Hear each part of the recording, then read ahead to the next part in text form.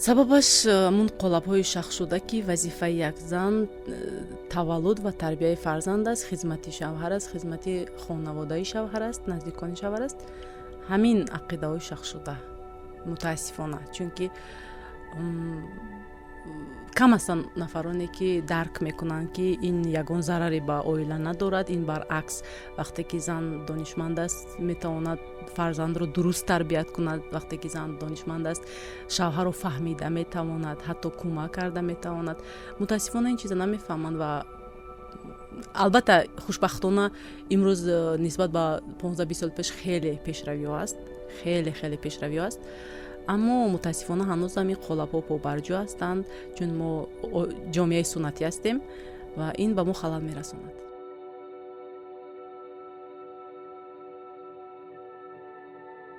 вақте ки мешавад як ҳолате ки одам дилмонда мешавад, одам энержиш тамом мешавад, тамоман хаста мешавад, умуман хоҳиши идома додани фаъолият аз байн меравад ва мехоҳӣ танҳо истироҳат кунӣ, танҳо канор гирӣ. дар ҳамин ҳолатҳо баъзан вақт мешавад, ё ки мехоҳӣ як матнро нависӣ, як калима ҳам ба калаат намеояд. дар ҳамин ҳолатҳо ба ман рости ман маслиҳат медиҳам, ба ман бештар кӯмак мекунад мутолиаи рӯзгори шахсони муваффақ. бовар мекунед, шояд агар 100 набошад, аммо аниқ 99% нафарони муваффақ мушкилиҳои зиёдеро пушти сар кардан то ки муваффақ шаванд. яъне ки инҷо ман суханони як мусиқанавози машҳури сатҳи ҷаҳониро мехоҳам биёрам. мутаассифона номашро фаромӯш кардам. вақте ки баъд аз баромад дар як барномаи ки тавассути эфири зинда пахш шуд дар яке аз шабакаҳои телевизионӣ дар амрико ва оламшумур шуд, маҳбуб машҳур шуд.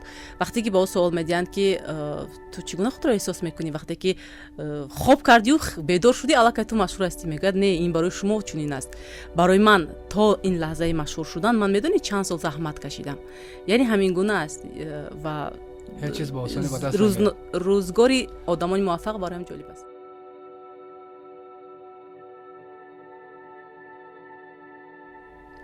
он вақт медонед муаллимон намерасиданд, китоб набуд, дафтару қалам набуд, ҳатто либоси дуруст набуд. хеле мушкил буд.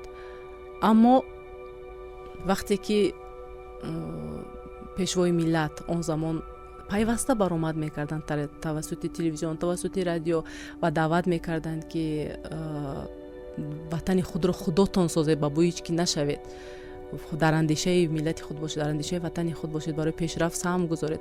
ҳамеша пешвои миллат муроҷиат мекарданд ва падарам ба ман мегуфтанд, бачаам, дидӣ, ин ҳама мегузарад, ин ҳама дурӯза аст, даргузар аст, оянда нек аст, оянда ободӣ мешавад. аз ин хотир дилмонда нашав, хон, дилхаста нашав аз он ки ҳеҷ чиз намешавад. ва аввалан муроҷиати пай дар пай падаронаи пешвои миллат, баъдан насиҳатҳои падар маро дилгарм сохтанд ки бо вуҷуде ки шароит набуд, аммо мо китоб мехонем. масалан шаб он вақт чароғҳоро хомӯш мекарданд, қувваи барқро хомӯш мекарданд, дар пеши чароғи бобои мо дарс тайёр мекардем шабона, ба хотире ки саҳар ба дарс бо тайёрӣ равем. яъне як дастгирии равонӣ буд ки мо дарс хонем ба ҳеҷи нигаҳ накарда.